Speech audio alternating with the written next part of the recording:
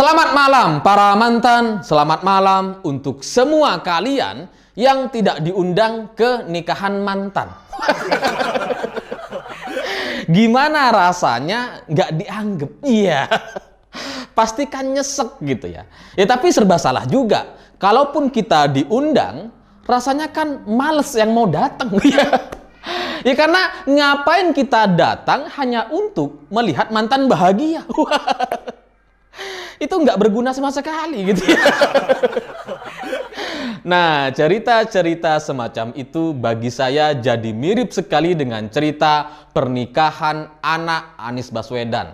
Karena dari sekian banyak tamu undangan, mulai dari presiden, wapres, menteri, ketua partai, tokoh, ustadz, kapolda gitu ya. Dari sekian banyak undangan, ini nggak ada yang namanya Habib Rizik. Padahal ustadz-ustadz, Habib-Habib ada yang datang gitu. Habib Rizik gak ada. Kemana Habib Rizik ini? Ini gak datang atau gak diundang emang? Ya tapi apapun itu, entah gak datang atau gak diundang, ini menunjukkan betapa sikap seorang Anies Baswedan kepada Habib Rizik nampaknya sudah berbeda gitu. Karena kalau kita ingat-ingat beberapa bulan yang lalu gitu ya, atau tahun lalu ketika Rizik baru pulang dari Arab Saudi gitu kan, ini Anies Baswedan langsung menghadap ke Petamburan. Ya karena memang peran seorang Rizik terhadap karir politik seorang Anies Baswedan ini sangat-sangat krusial sekali. Karena tanpa bantuan Rizik, tanpa bantuan demonstrasi 411, 212, dan narasi-narasi politik SARA, ini rasanya susah bagi seorang Anies untuk menang di Pilkada DKI gitu. Makanya kemudian peran seorang Rizik ini sangat krusial. Dan ketika Rizik pulang dari Arab Saudi, langsung didatangi atau ditemui seorang Anies Baswedan. Nah tapi kemarin, untuk nikahan anaknya Anies, ini Habib Rizik gak ada.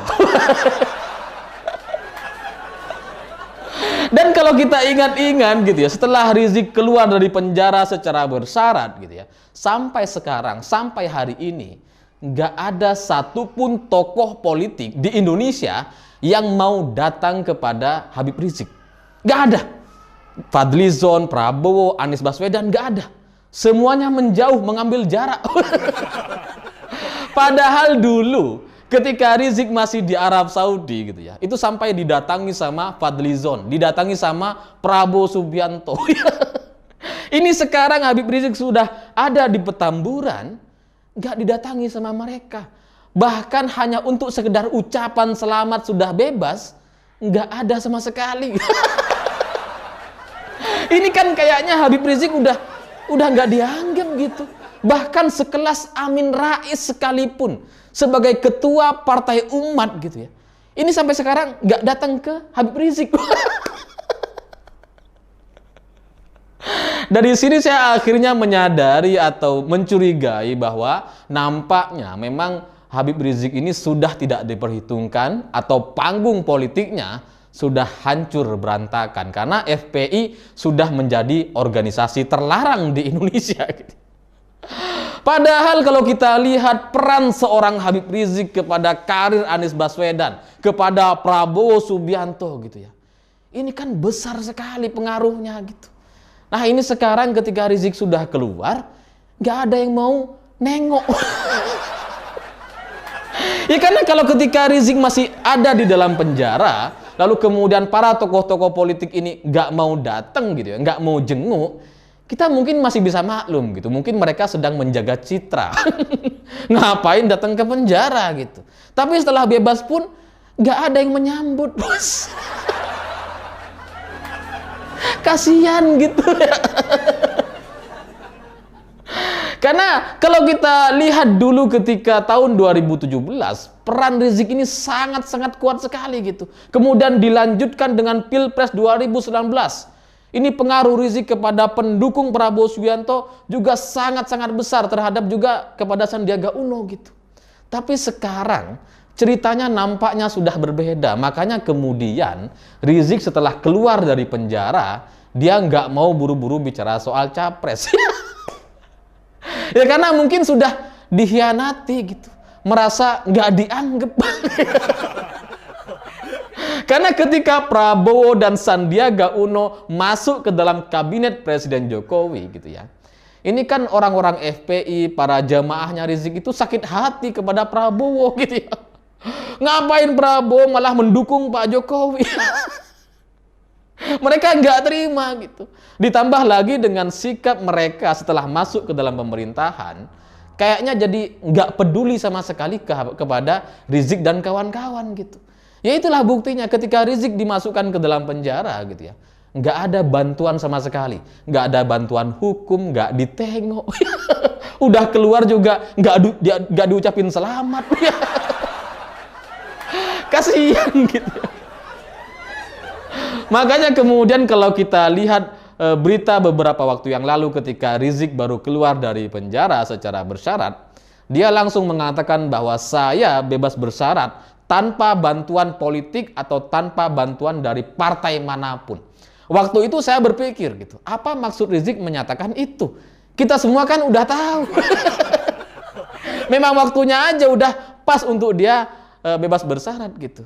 Tapi setelah hari ini Rizik gak diundang ke nikahan anak Anies Baswedan, saya akhirnya jadi merenung dan mengerti gitu. Nampaknya Rizik ingin memberikan penegasan kepada seluruh pendukungnya bahwa nggak ada politisi di Indonesia yang mendukung dia, yang memberikan bantuan atau memberikan support motivasi ketika Rizik ada di dalam penjara.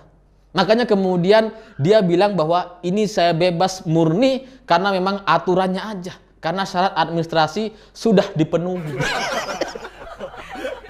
Itu nampaknya Rizik itu sakit hati sekali sama Prabowo dan Sandiaga gitu ya. Lebih sakit hati lagi ternyata sebagian orang-orang FPI itu masih ada yang percaya kepada Prabowo dan Sandiaga.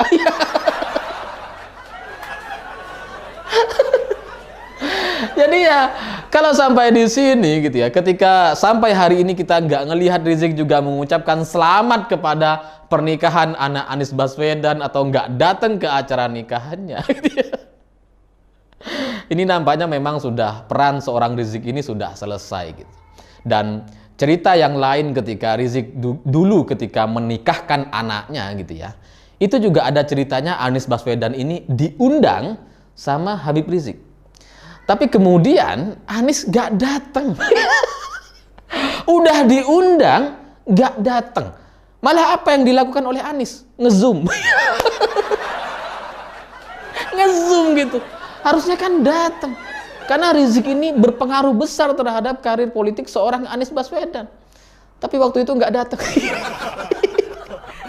Ya nggak tahu kenapa gitu. Mungkin dia memang hubungannya sudah mulai renggang waktu itu gitu ya. Dan mungkin karena Rizik ini sudah ngundang Anies lalu kemudian nggak datang, hari ini kalau misal pun Anies mengundang Rizik, dia juga akan balas dendam. Saya nggak mau datang.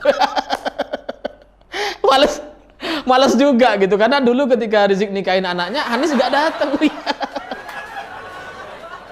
Tapi dari sini kita akhirnya bisa melihat bahwa tokoh-tokoh seperti Rizik dan kawan-kawannya itu sudah diambilkan sebuah jarak yang cukup panjang oleh para politisi kita gitu. Karena kalau kita ngelihat para politisi kemarin yang datang di nikahan Anies Baswedan gitu ya, mulai dari ketua partai, tokoh-tokoh, menteri-menteri gitu, itu kan semuanya kayak sebuah level yang nggak akan tersentuh oleh kelompok-kelompok FPI dan Habib Rizik. Sehingga 2024 nanti nampaknya kita entah siapapun yang akan maju gitu ya, entah Anies atau siapapun itu, nampaknya emang nggak akan ada yang memakai jasa Rizik dan kawan-kawan lagi. Karena udah terbukti gitu, terbukti gagal.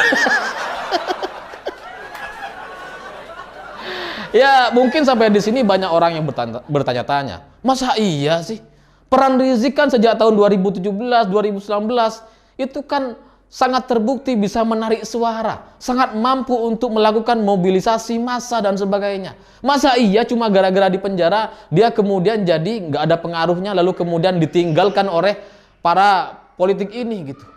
Apa iya kayak gitu? Kalau kita mau jawab iya dan enggak susah gitu. Makanya kemudian saya coba kasih perbandingannya.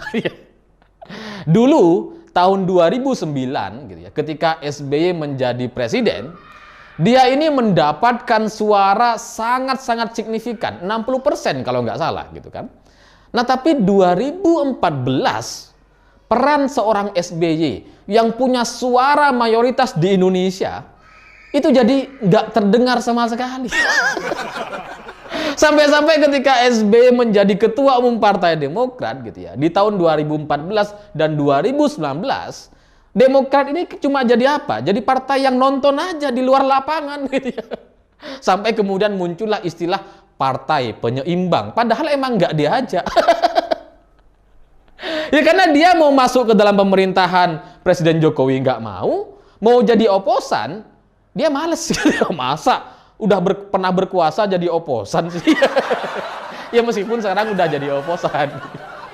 Maka jangankan seorang Rizik gitu ya, bahkan SBY sekalipun yang pernah jadi presiden, yang pernah punya suara mayoritas di Indonesia, itu juga gak dianggap di kancah politik nasional, apalagi seorang Rizik gitu.